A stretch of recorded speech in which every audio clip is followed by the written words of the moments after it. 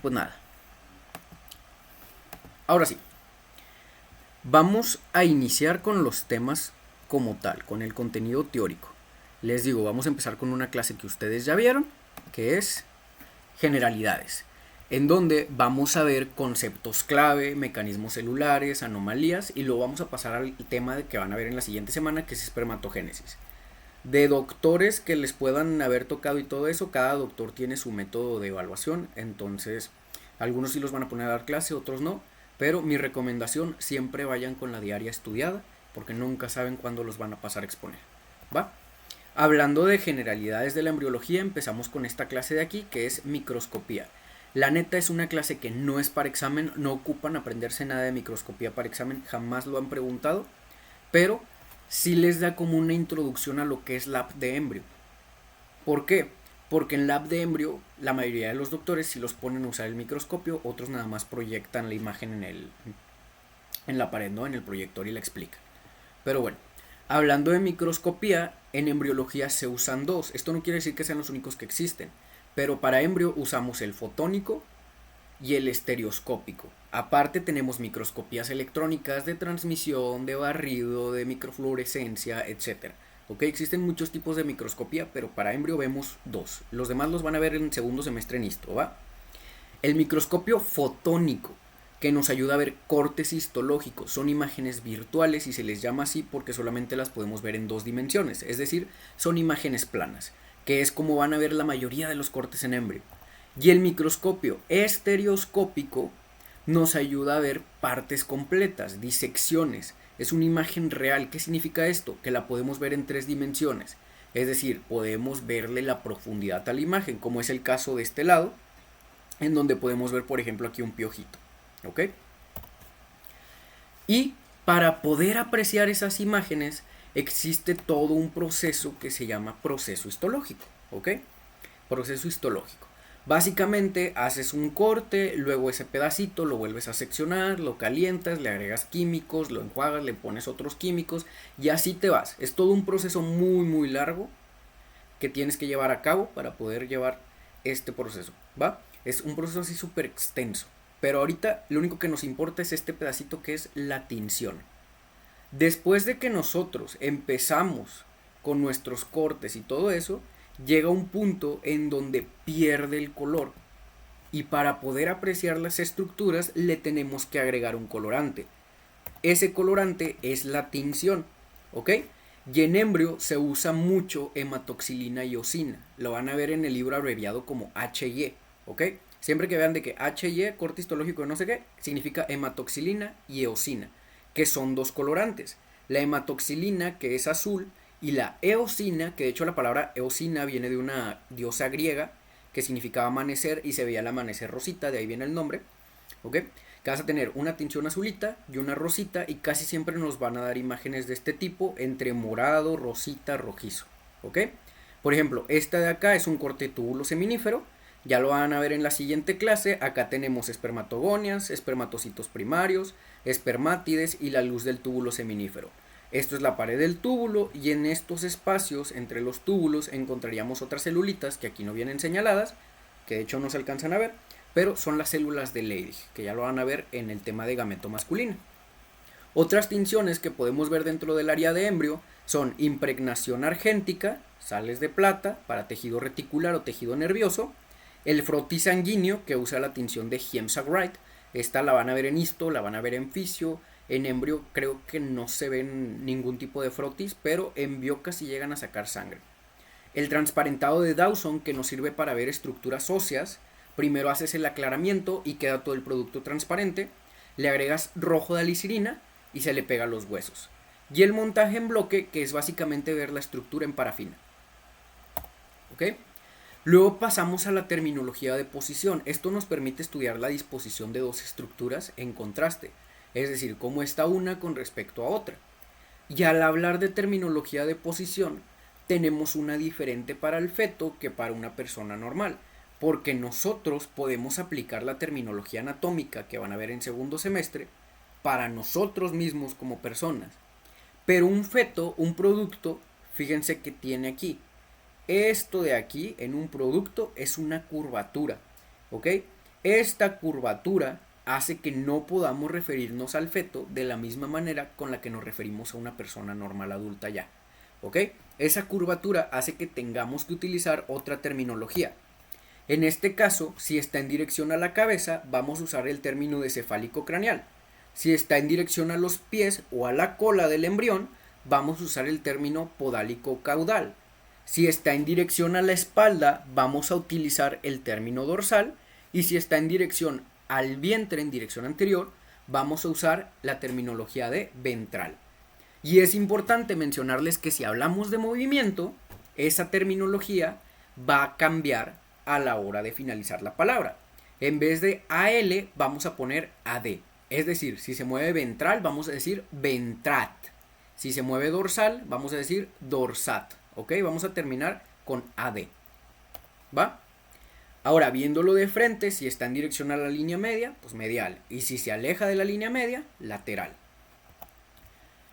Y aquí está lo que les comentaba, si está en movimiento, nada más cambiamos la terminación por una D. Planos de sección. Ojo con los planos de sección. Son las preguntas más fáciles que ven en el examen y siempre se las sacan mal. De verdad, siempre, la mayoría de la gente se las saca mal. ¿Qué son los planos de sección? Básicamente son cortes que nos permiten apreciar las estructuras. Y tenemos tres principales. El corte sagital, que atraviesa verticalmente por la línea media y nos divide en un lado derecho y en un lado izquierdo. ¿Ok? Nos va a permitir ver estructuras craneales, caudales, anteriores y posteriores, pero nosotros no vamos a poder ver lateral al corte. ¿Ok? Ese es el primerito. Luego tenemos el corte frontal, también llamado coronal. Igual, es un corte de forma vertical, pero volteando el eje. ¿Ok? Este nos divide en dos porciones, una anterior y una posterior. Y nos va a dejar ver superior, inferior, lateral y medial. Pero no nos deja ver qué hay detrás ni adelante del corte. Por eso yo siempre les digo, el corte nunca te va a permitir ver lo mismo en lo que tú estás seccionando. Por ejemplo, este es un corte frontal, ¿verdad? Ustedes pueden ver mi honguito y pueden ver que arriba es celeste, abajo es cremita, tiene dos bracitos en los laterales, pero en este corte frontal, coronal, ay mi honguito, en este corte frontal o coronal, en esta vista, ustedes no pueden adivinar, por ejemplo, que si yo muevo mi honguito, atrás tenía esta torre, ¿ok? Fíjense, eso es lo que tenemos que empezar a ver dentro de los cortes porque son las preguntas más básicas y mucha gente se las saca mal, ¿ok? Corte transversal o axial es el corte horizontal a través de la línea media, axial significa mitad, ¿ok? Divide el cuerpo en una mitad superior y en una inferior y nos permite ver estructuras anteriores, posteriores, laterales y mediales, pero no nos permite ver ni superior ni inferior al corte. ¿Ok? Todos esos son conceptos que se tienen que ir aprendiendo porque son literal los dos puntos más fáciles que van a tener en el examen, ya sea de perder o de ganar. ¿Ok? Ahora, conceptos clave. Potencias celulares. De hecho, creo que en las hojitas que entregaron hoy vienen de que preguntas sobre este tema y sobre el anterior, si no me equivoco. Y hace rato, platicando con unos chavos ahí en la facu, me preguntaban de que, oye, ¿cuál es la diferencia entre totipotencia y pluripotencia? Que de hecho son casi siempre las que más ponen. La totipotencia tiene la capacidad de formar todo el bebé, todo el producto y los anexos embrionarios. Si reducimos la potencia, esa totipotencia pasa a pluripotencia. En la pluripotencia puedes formar cualquier tejido de las capas germinativas, epiblasto, embrioblasto, ectodermo, mesodermo, endodermo, pero no puedes formar los anexos embrionarios. Luego te vas a la multipotencia, una sola familia de células, el neuroepitelio, células que tengan que ver con el sistema nervioso.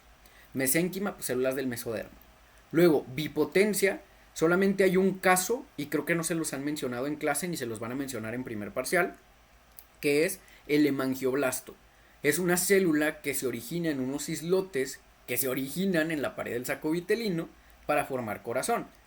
Esos islotes tienen esas celulitas que se llaman hemangioblastos y se dividen en dos regiones. Una central, en donde se van a convertir en eritroblastos, eritrocitos inmaduros, y en la zona periférica esos hemangioblastos se vuelven endotelio capilar, o sea, la pared del vaso sanguíneo. Eso lo van a ver en cardio y es el único ejemplo que menciona el libro de una célula bipotente. Y la unipotencia, uni de uno, potencia de capacidad de formar algo, ¿ok? Solamente te puede formar una cosa. Por ejemplo, un neuroblasto solamente se puede formar una neurona. Y así sucesivamente, así te vas con los ejemplos. ¿Va? El otro ejemplo, antes de que se me pase, pregunta de examen, el otro ejemplo de unipotencia más comúnmente preguntado es la célula germinal primordial. Con esa siempre se revuelven, porque esa célula si se desvía te va a formar un teratoma sacrococcigio, y eso significa que la célula es pluripotente. Así era antes. Desde hace 2 semestres, la célula germinal primordial es considerada unipotente, porque de forma natural solamente te va a formar los gametos, ¿ok? Ya sea masculino o femenino dependiendo de la carga cromosómica. Célula madre versus células progenitoras. Estas son preguntas clásicas en inglés. Les ponen stem cell para célula madre. Y es una célula capaz de autorrenovarse de forma ilimitada y dar origen a otras células. En cambio, la célula progenitora es una célula más especializada. Esta tiene la capacidad de diferenciarse y dar origen a una familia celular. ¿Ok? ¿Qué más conceptos clave tenemos? Anomalías. En primer parcial a lo mejor casi no las ven, pero segundo y tercer parcial están plagados de anomalías. Atresia, fístula, estenosis, hipoplasia, hiperplasia, genesia, asociación, secuencia. ¿Ok? Ahorita las vamos a ver una por una. Empezando por la fístula. La fístula es una comunicación que no debería de existir en el organismo. ¿Ok? Es una comunicación anómala entre dos estructuras o de una estructura con el exterior. Por ejemplo, si yo digo fístula tráqueo-esofágica, nos están dando dos nombres. Fístula de comunicación, tráqueo de tráquea, esofágica de esófago. Es una comunicación anómala entre tráquea y esófago. Fístula uracal, es del uraco hacia el exterior. Fístula vitelina, del saco vitelino hacia el exterior. Y esas también son muy preguntadas, las van a ver en anexos embrionarios, porque la uracal se representa por salida de orina y la vitelina se representa por salida de materia fecal, pero ambas son a través de la cicatriz umbilical. Entonces, cositas de ese tipo son las que tienen que empezar a tomar en cuenta para contestar sus exámenes de embrio. ¿Ok? Más que nada primer parcial, porque literal, si ustedes se leen el manual, ya tienen un muy buen base para este parcial. Y de verdad, es su oportunidad perfecta de hacer el colchón.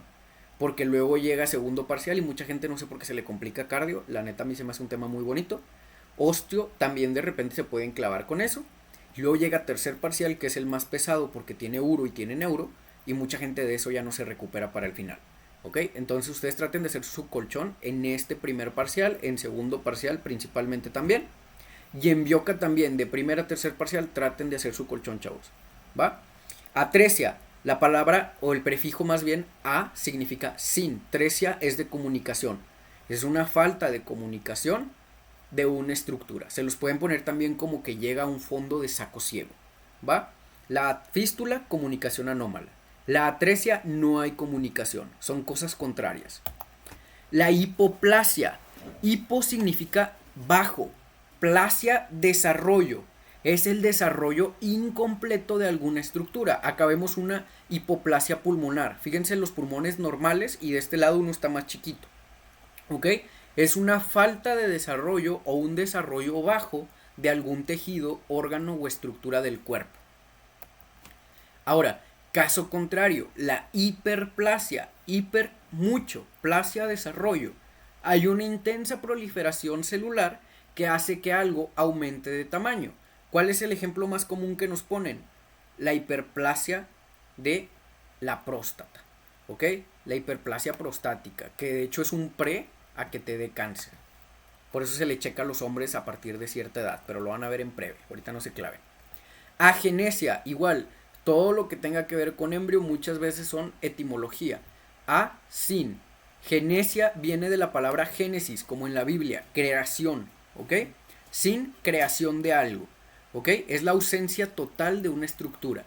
Por ejemplo acá, esta de acá es una genesia renal. Fíjense en la imagen de la radiografía. Podemos ver al uréter, podemos ver los cálices renales. Esta sombra con forma de frijol es el riñoncito. ¿Ok? Esta sombrecita que se ve aquí es el riñón. Y de este lado no podemos apreciarlo. Ahí falta un riñón. Eso es una genesia renal. Pregunta de examen. En una genesia renal unilateral, El riñón que sí se desarrolló se hipertrofia y cubre la función de los dos riñones, entonces no presentas anomalías. La única forma de que tú presentes una anomalía relacionada a la agenesia renal es que sea agenesia renal bilateral, que se va a asociar a oligohidramnios, ¿ok? Que significa poquito líquido amniótico. Y eso también ha sido pregunta de examen. Esos son de otros temas, pero para que se vayan llevando un banco así chiquito de preguntas de esta clase, que les salga algo útil de aquí, ¿va? Porque este tema yo sé que ya lo vieron, entonces mejor les voy agregando preguntas que les pueden servir. Asociación, como su nombre lo dice, algo que asocias, ¿de acuerdo? Es algo que asocias. La más común es la de Batter o Bacter, ¿ok? ¿Qué es una asociación? Son varios defectos que aparecen juntos sin una explicación o motivo descubierto, ¿ok? Por ejemplo, acá Bacter, anomalías en vértebra, ano, en sistema cardiovascular, tráquea, esófago, sistema renal y sistema límbico, es decir, de las extremidades, ¿va? Es una serie de anomalías que aparecen todas juntas, pero aún no se descubre el por qué. Por ejemplo, si tú tienes una asociación y descubres la causa, deja de ser asociación y pasa a ser llamada síndrome o secuencia dependiendo de qué la causó. Antes el síndrome de Down, que no se sabía que era una trisomía 21, o que en el 5% de los casos es una translocación robertsoniana 14-21, ¿ok? Antes, cuando no se sabían las causas del síndrome de Down, era la asociación de Down, ¿ok? Luego ya se descubre la causa y ya lo puedes meter a su clasificación como debe. Una secuencia es como un efecto mariposa. Imagínate que tú tienes una agenesia renal bilateral. Esa agenesia renal bilateral durante el tercer mes, durante el tercer trimestre, te causa un oligohidramnios, ¿ok? Un oligohidramnios. Tienes poco líquido amniótico. El hecho de que no tengas líquido amniótico hace que la bolsa amniótica se te pegue. Desde ahí tú ya puedes desarrollar cara de Potter, pie equinovaro, torceduras en extremidades. ¿Qué otra cosa? El líquido amniótico nos ayuda al desarrollo pulmonar. Entonces también vas a tener una hipoplasia pulmonar. Y si se fijan, todo eso, afectaciones en cara, en extremidades, bajo desarrollo en pulmón, empezó por una sola cosa, que era la agenesia renal bilateral. A eso se refieren las secuencias. Es un efecto mariposa dentro de las anomalías. Una te desarrolla otra, y esas otras te pueden desarrollar otras, y así sucesivamente. ¿Ok? Y hablando de los mecanismos celulares, tenemos primero determinación y diferenciación. A palabras que se entiendan, vamos a decir que la determinación es cuando nosotros sabemos qué queremos ser, pero aún no nos transformamos en eso. El doctor César, él ya es doctor, él ya acabó la carrera de medicina. Ustedes, yo, seguimos en la facu. Bueno, ustedes van entrando a la facu, yo ya voy de que un poquito más de la mitad, pero estamos estudiando para ser médicos, ¿verdad? Entonces, el doctor César ya pasó por el proceso de diferenciación celular. Él ya es un doctor. Nosotros estamos determinados, ya sabemos qué celulita queremos ser, pero aún no nos convertimos en ella. Esa es la diferencia entre determinación y diferenciación celular. La determinación es cuando la célula dice, yo ya sé qué voy a hacer, pero aún no me convierto en eso. La diferenciación celular es el proceso mediante el cual esa célula se transforma propiamente en lo que quería ser. ¿De acuerdo? Inducción es un empujoncito, es cuando una célula, un tejido, empuja a otro para que se pueda desarrollar. El ejemplo más claro lo van a tener en neurulación. Va a ser lo único que van a ver de nervioso este parcial. Luego lo van a volver a ver en tercer parcial, ya casi al final del curso de embrio, cuando vean el proceso del desarrollo del sistema nervioso.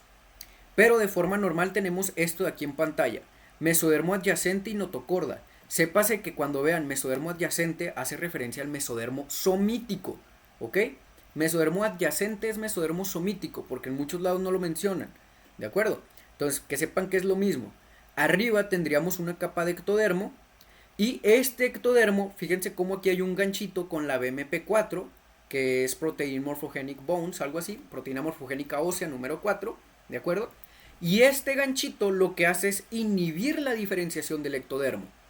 Entonces, el mesodermo somítico y la notocorda mandan dos moléculas que son noguina y cordina a quitar el BMP4. Noguina y cordina van y le dan en su madre a la BMP4, y nuestro ectodermo se diferencia en neuroectodermo. Luego ya se diferencia a placa neural, se forman pliegues neurales, surco neural, luego se mueve dorsal medial, se cierran, se forma tubo neural. Tiene dos neuroporos, uno arriba y uno abajo, que son craneal caudal, y así sucesivamente hasta empezar a desarrollar el sistema nervioso propiamente. Pero si se fijan, todo eso inició a partir de que la notocorda y el mesodermo somítico mandaron a Noguina Cordina a quitar a la BMP4 que le estorbaba al ectodermo. Ese es el proceso de inducción celular, cuando un tejido o una célula le ayuda a otro a desarrollarse. ¿Ok? Apoptosis, este no tiene chiste, lo vemos todos desde la prepa, es la muerte celular programada.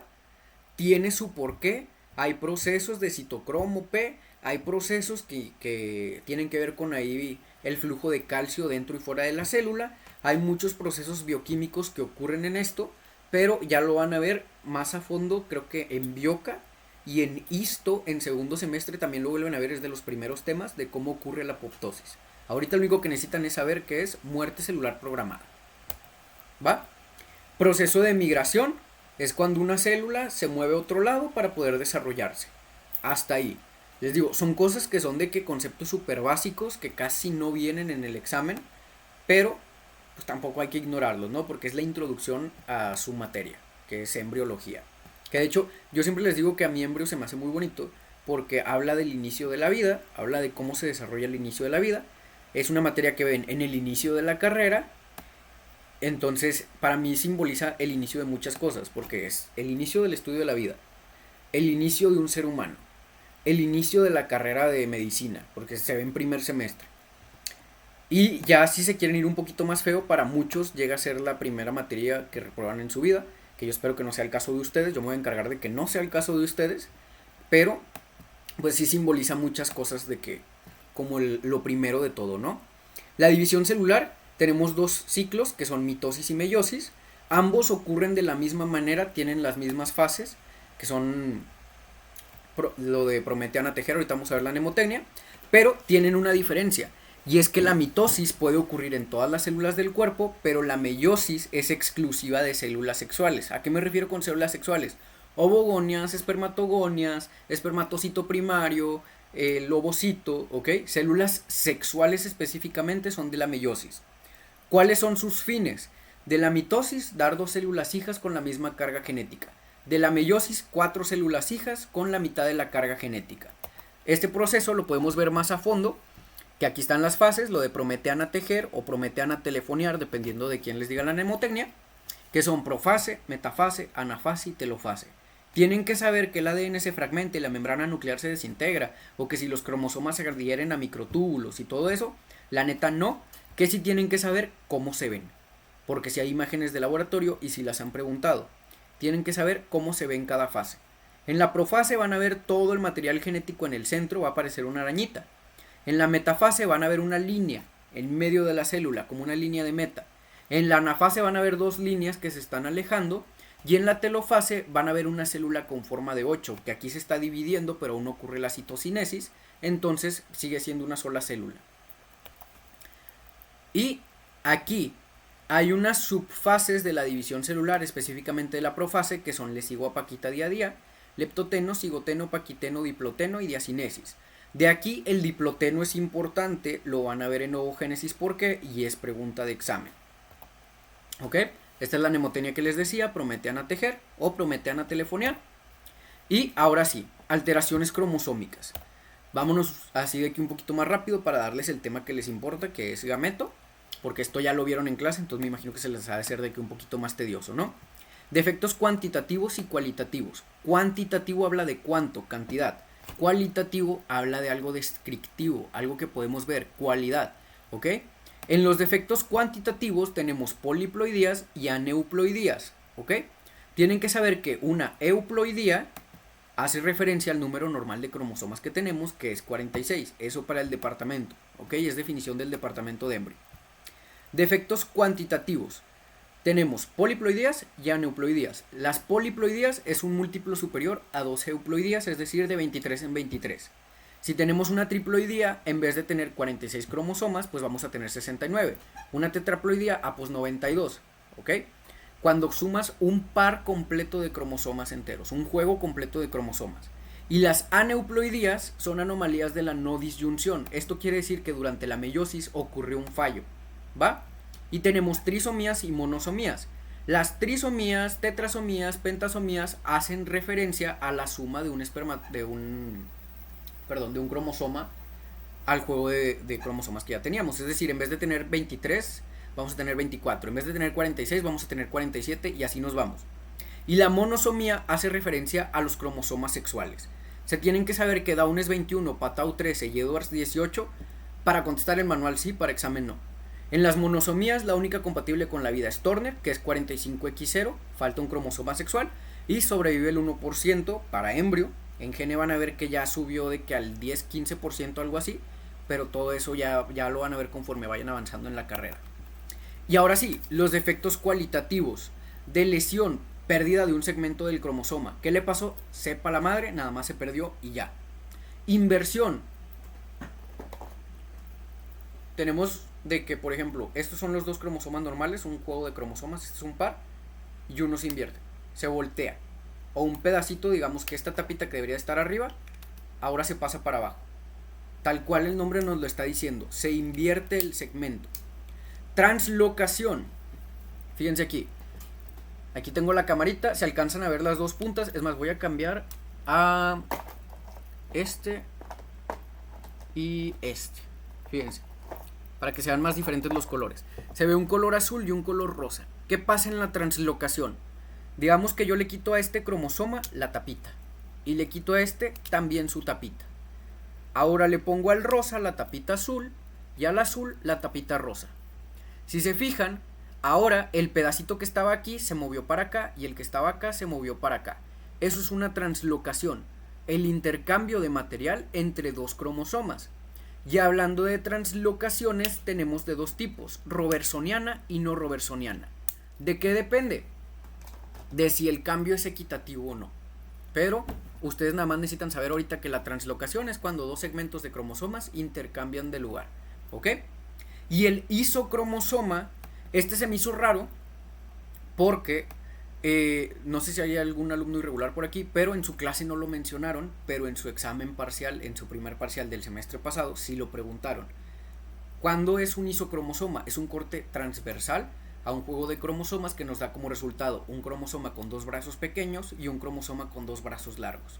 Eso fue pregunta de primer parcial del examen de irregulares del semestre pasado. En la clase de ayer, creo ayer antier, no lo mencionaron, pero sí lo han preguntado, entonces para que lo tomen en cuenta. Por eso siempre hay que checar plataforma, chavos, porque hay cosas que de repente se les pasan en clase y sí preguntan porque vienen en plataforma, ¿va?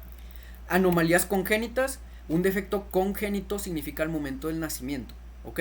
Al momento de nacer hay algún defecto que se presenta, eso es un defecto congénito. Clasificación, no se las preguntan, no se preocupen, pero sepan que la mayoría son etiología desconocida. Después sigue herencia multifactorial, que básicamente es genes, tabaquismo, alcoholismo, diabetes, etc. ¿Ok? Todos los factores de riesgo entran en herencia multifactorial, tanto lo genético como lo ambiental. Y etiología desconocida significa que no sabemos qué lo causa, ¿ok? Ya lo demás son alteraciones de que cromosómicas, genéticas, que ya entrarían dentro de la malformación. Tenemos defectos estructurales y funcionales. Estructurales cuando afectan morfológicamente alguna estructura, y funcional cuando afectan la funcionalidad, como el nombre lo dice, de la estructura. Estos pueden ser químicos también, tipo un fallo enzimático. Tenemos defectos aislados y múltiples. El aislado es que si, por ejemplo, imagínense, yo tengo mi mano y este plumón azul es un dedito de más, y es lo único que se presenta de defectos en mí, que tengo un dedito de más. Eso es un defecto aislado. Un defecto múltiple: yo tengo un dedito de más en la mano, tengo un dedito de más en la otra mano, tengo de que un lóbulo accesorio en la oreja, tengo otro dedo de más en la pata, ¿ok? Son múltiples defectos que se presentan en un mismo individuo en diferentes regiones del cuerpo. Y anomalías mayores y menores. Este está en conflicto. ¿Por qué? Porque hay semestres en donde lo toman en plan, si necesita corrección quirúrgica es anomalía mayor, si no la necesita y es estético es anomalía menor. Pero este semestre en clase se los mencionaron como si compromete la vida es anomalía mayor, si no compromete la vida es anomalía menor, ¿ok? Así lo mencionaron como definición este semestre actual. Malformación. Hace referencia a una alteración intrínseca por causas genéticas. Estrellita significa malo, ¿ok? Esta estrellita roja es malo y esta estrellita roja también es malo. Si se fijan desde un inicio, malformación, inició mal. La palabra malformación inicia con mal, igual que el desarrollo. Desde el inicio estaba destinado a terminar mal el producto. Son alteraciones intrínsecas, es decir, genéticas. Ejemplo, síndrome de Down, Edwards, Patau, etc. Deformación se va más a causas mecánicas. Es una alteración que es ocasionada por una presión externa sobre el producto. Por ejemplo, acá el pie equinovaro que se daba por un oligohidramios. Disrupción, la más preguntada de este tema de aquí. ¿Qué es una disrupción? Es una alteración ocasionada por una fuerza externa, ¿ok? Es un factor extrínseco, así se los van a preguntar. ¿Cuál es el ejemplo que más preguntan? La brida o banda amniótica. Fíjense, nuestra bolita azul iba bien y luego de repente aquí una tachita y acabó mal. Esa tachita es un factor externo al cuerpo. ¿Qué puede ser ese factor externo? Por ejemplo, en las bridas amnióticas se dan como resultado de una rotura de la bolsa amniótica. Llámese por una amniocentesis, por un mal golpe, etc. ¿Ok? Pero fue algo externo. ¿Qué otra cosa te puede dar una disrupción? Los teratógenos. Etimología, terato, monstruo, genos, creación. Creadores de monstruos. De estos hay de muchos tipos. Pueden tener ambientales, por ejemplo la radiación, el calor. Pueden tener químicos como la talidomida, que era muy utilizada en los 90 para tratar las náuseas en el embarazo, hasta que empezaron a notar que la gente embarazada que utilizaba talidomida, al momento del nacimiento, los niños salían con este tipo de anomalías en extremidades. A esto se le llama rizomelia, una extremidad corta, ¿ok? Y otro tipo de factores muy preguntados es el biológico, rubiola, toxoplasma gondii, etc. En general, los Storch. Asociación, ya les comentaba hace rato que era. La secuencia también, ya la vimos el ejemplo, que era la secuencia de Potter. Y ahora sí, vamos a iniciar con lo que nos importa, ¿va? Espermatogénesis, que es el tema que van a ver la próxima semana. Vamos a hablar antes de dónde vienen nuestras células, ¿ok? Vamos a hablar de las células germinales primordiales. En el libro se las abrevian como CGP, ¿ok? Células germinales primordiales. Se originan en la segunda semana, son de origen epiblástico, aparecen en una región cercana a donde va a aparecer la línea primitiva durante la tercera semana, ¿ok? Y su desvío puede ocasionar el teratoma sacrococcigio. Estas células son indiferenciadas, ya después según tu carga cromosómica XY, se diferencian en espermatogonia, XX en ovogonia, ¿ok? ¿Qué más se puede mencionar de estas células? Si a ustedes les preguntan qué tipo de potencia celular tiene la célula germinal primordial, es unipotente, ¿ok? Es unipotente. Esa es pregunta de examen frecuente porque hace 2-3 semestres cambiaron el término, entonces la han preguntado bastantito. Estas células tienen dos tipos de migración. Si se fijan, ya estamos aplicando conceptos que acabamos de ver. Tienen una migración pasiva y una migración activa. La pasiva la llevan a cabo durante el plegamiento. Durante la tercera semana, el embrión se está plegando, se está doblando, y estas células aprovechan el plegamiento de esto amarillo que ven, que es el saco vitelino, para deslizarse. Literalmente lo usan como resbaladero el güey, ¿ok? Las células germinales primordiales utilizan al saco vitelino para migrar de forma pasiva, deslizándose a través de su pared. Luego, a inicios de la cuarta semana, nuestro embrión está completamente plegado. Entonces, nuestras células ocupan llegar a algo que se llama cresta gonadal. Para llegar a esta cresta gonadal y poder desarrollarse como debe, cambian su migración a una forma activa. Le salen como unas colitas que se llaman filepodos y empiezan a reaccionar a hormonas y a señales químicas que las van a llevar hasta la cresta gonadal de forma activa. Es decir, van a presentar movimiento. Entonces, células germinales primordiales se originan de epiblasto en la segunda semana, en una zona cercana a la futura línea primitiva, son unipotentes y tienen una migración de tipo pasiva y una migración de tipo activa. La pasiva durante la tercera semana a través de la pared del saco vitelino y la activa desde el intestino primitivo hasta la cresta gonadal, ¿ok? Y ahora sí, Más adelante, aprox novena semana, nuestras células se empiezan a diferenciar según la carga cromosómica. En este caso, del varón XY. ¿Cuándo inicia lo que conocemos como espermatogénesis? En la pubertad. ¿Ok? En el varón ocurre en la pubertad. ¿Dónde ocurre? En el túbulo seminífero. Ahora, esto que vemos aquí es un túbulo seminífero. Se divide en dos compartimentos, uno adluminal y uno basal. Adluminal, ad de adyacente, es decir, al lado de. Luminal significa luz. Y en embriología, el hecho de que exista la palabra luz significa que hay una cavidad. ¿Ok? En este caso, sería el espacio que hay dentro de los túbulos seminíferos. ¿Va? Fíjense aquí, súper importante, compartimento adluminal y compartimento basal. Entre ellos dos tenemos estas celulotas grandes que se llaman células de Sertoli y forman algo llamado barrera hematotesticular. Eso es lo que divide al túbulo seminífero en un compartimento basal y uno adluminal. Ojo, el compartimento basal, la palabra basal siempre que la vean significa que hay sangre, ¿ok? Que está muy nutrido ese pedazo, que hay sangre, ¿va?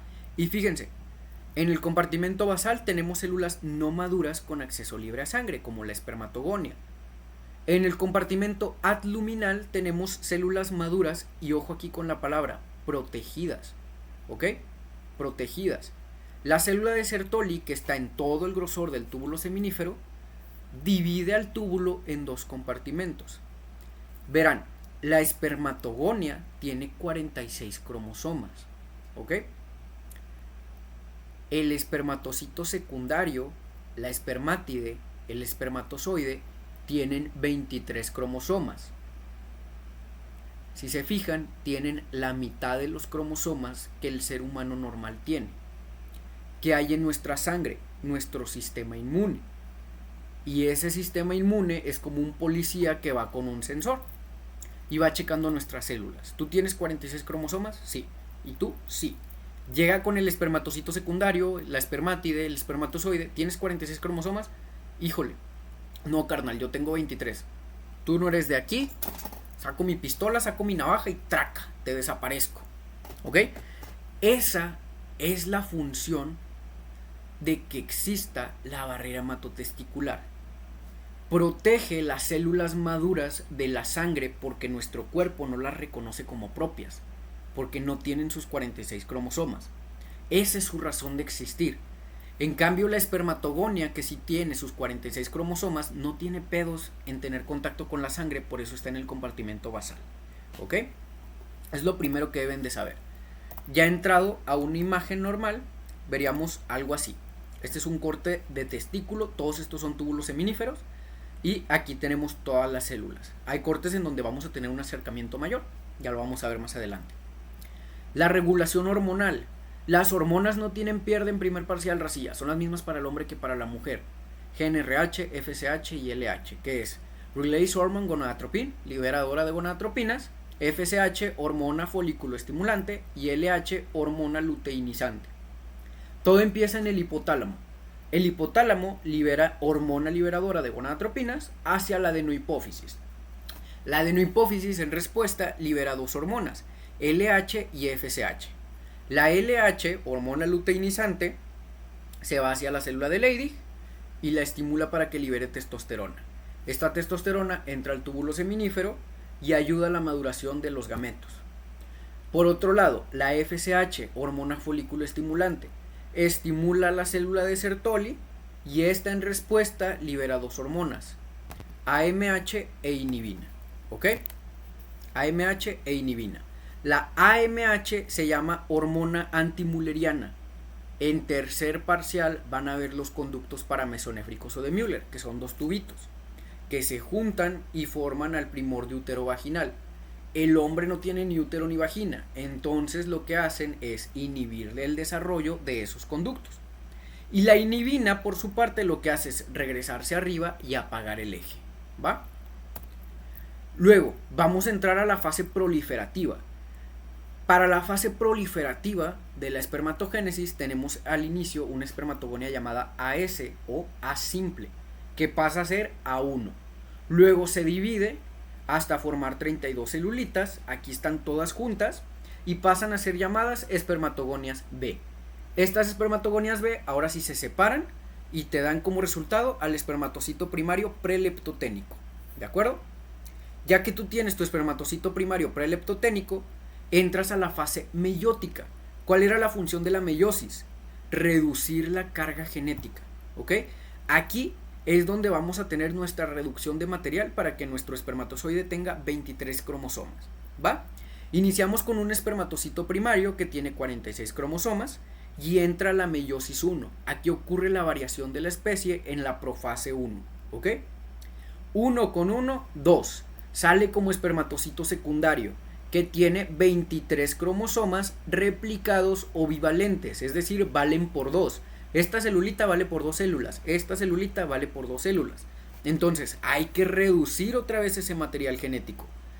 Eso va a hacer que este espermatocito secundario entre a la segunda división meiótica y nos dé como resultado estas células que tienen 23 cromosomas simples o monovalentes, estas células haploides, haploides significa que tiene 23 cromosomas, ¿ok? Estas células que son las espermátides.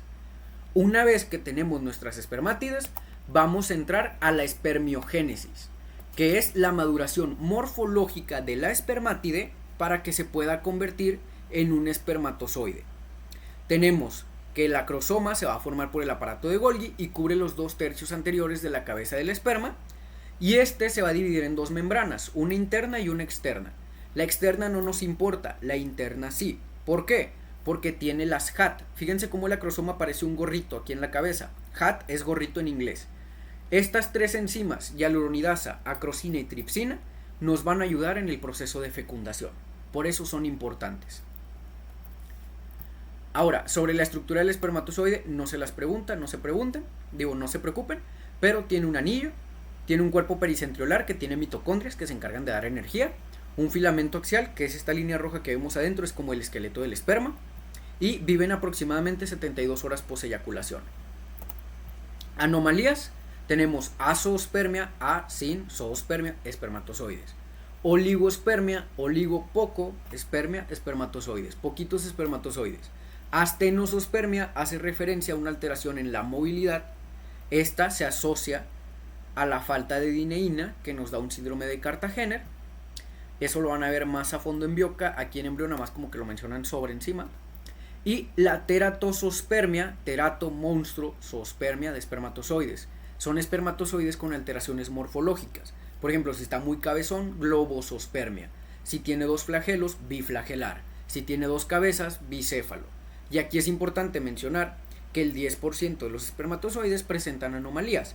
Pero si el 80% o más presentan anomalías, básicamente es una persona estéril. Y pues ya, en sí, eso sería lo más importante de estos temas. Ya los vamos a ver un poquito más a fondo ya que entremos en tema del intensivo. Pero de momento sería de que lo que deberían de saber para la próxima semana, para que se puedan defender en su clase. Y luego les pongo preguntas aquí. Durante una práctica de laboratorio de embriología, el doctor le pide realizar un corte que permita apreciar estructuras en una disposición superior, inferior, lateral y medial. Es decir, como si me estuvieras viendo de frente, ¿verdad? Entonces la respuesta va a ser corte coronal o frontal. Acá les piden realizar un corte que permita apreciar estructuras en una disposición superior, inferior, y ojo acá, ya tenemos superior e inferior, ahora nos piden anterior y posterior, como si nos estuvieran viendo de lado. ¿Y qué corte nos da dos mitades, una lateral derecha y una lateral izquierda? Pues obviamente el corte sagital. ¿Ok? Ojo, en clase obviamente yo les doy tiempo de que las contesten y todo eso, pero ahorita por motivos de tiempo y de que ya estuvieron toda la mañana en clase de embrio, pues tampoco los quiero saturar en ese aspecto, ¿va? Durante una práctica de laboratorio de embriología, el doctor pide realizar un corte que divida el cuerpo en una mitad superior y una inferior, por lo que usted como alumno realiza qué tipo de corte. Aquí, una mitad superior y una inferior. ¿Qué tipo de corte nos daba eso? Una de arriba y una de abajo. Pues obviamente el corte axial, también llamado transversal. Acá, un corte que divide el cuerpo en dos partes laterales. Ya lo mencionamos en dos preguntas anteriores, el corte sagital. Las bridas amnióticas son un ejemplo de, se dan por un factor externo, pues van a ser disrupción, es un factor extrínseco. Un producto al término de la gestación presenta anomalías, por lo que se decide revisar los antecedentes de la madre. Esta refiere a haber padecido rubiola, que es parte de las Storch, que son teratógenos. Y si son teratógenos, es un factor extrínseco, lo que lo convierte en una disrupción. Trisomía 18 y 21 son anomalías genéticas, son intrínsecas. ¿Y quién dijimos que era de anomalías intrínsecas? Malformación. ¿Se acuerdan? Al inicio de la palabra tiene mal, inició mal. Isocromosoma es un tipo de alteración, decíamos que era una partición transversal en un juego de cromosomas que nos daba como resultado 2 cromosomas con brazos pequeños y 2 con brazos largos. Eso nos hace ver que es un tipo de alteración cualitativa, porque es algo que nosotros podemos ver en la estructura del cromosoma. Y listo. Básicamente así son de que las preguntas de los primeros temas de embrio, ya conforme van avanzando en el temario, obviamente van saliendo preguntas más clavadas, y al departamento le gusta jugar mucho con este temita de cuál de las siguientes no es, o todas estas son excepto. Entonces, neta, lean bien su examen, llévense marcatextos si lo ocupan, al final los exámenes se trituran, entonces no les dicen nada si los rayan. Pero sí cuiden mucho ese tipo de detalles de leer bien el examen, tómense su tiempo para entender la pregunta. Y pues nada, racilla. De mi parte, ahorita sería todo. Espero que les haya servido la clase. Igual para los que no alcanzaron a conectarse bien, más tarde vamos a pasar la grabación, no se preocupen. Y creo que va a durar activa de que 48 horas, algo así. Y cualquier duda, ahí estoy en el grupo de WhatsApp, me pueden mandar mensaje por Insta, ya sea EmbryoTips, al mío, ahí por el grupo general de WhatsApp, por donde ustedes se sientan más a gusto, cuentan conmigo para cualquier duda que tengan sobre la materia. Y pues nada, de verdad les deseo mucho éxito en este primer semestre, espero verlos el próximo en Anato. Y pues nada, ahí también si los veo por la facu, pues neta, pues ahí cualquier cosa que necesiten estoy para ustedes, siempre y cuando pues no vaya a clase o algo así, ¿no? Me puedo quedar a explicarles lo que gusten. Pues nada, racilla. De mi parte sería todo, muchas gracias por asistir a la clase y en un ratito les paso la grabación, va.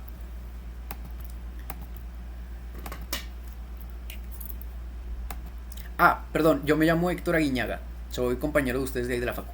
Mucho gusto.